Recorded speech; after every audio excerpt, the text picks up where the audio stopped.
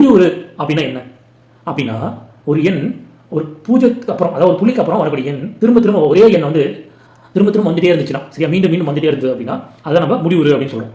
இங்கிலீஷில் வந்து ரெக்கரிங் சொல்லுவாங்க. ஒரு புள்ளிக்கு அப்புறம் வரக்கூடிய எண் வந்து திரும்ப திரும்ப வந்தது அப்படின்னா அதுதான் நம்ம முடிவுறு அப்படின்னு வந்து சொல்லுவோம். சரிங்களா, அந்த முடிவுறுவை எப்படி சொல்லுவாங்க அப்படின்னா, அந்த திரும்ப திரும்ப வரக்கூடிய எண்ணை நம்மளால் அது வந்து எக்ஸ்ட்ராவாக போயிட்டே இருக்கும். சரிங்களா, அந்த எண்ணை வந்து முடிவடையாமல் போயிட்டே இருக்கும். அந்த எண்ணை சுருக்கி எப்படி நம்ம எழுதலாம் அப்படின்னா முடிவுறு தசமமாக எழுத முடியும். சரிங்களா, ஒரு எக்ஸாம்பிள் பார்ப்போம். சரிங்களா, இப்போ ஒரு எண் எடுத்துக்கேன், 1.33333 ஒரு எண் இருக்குது.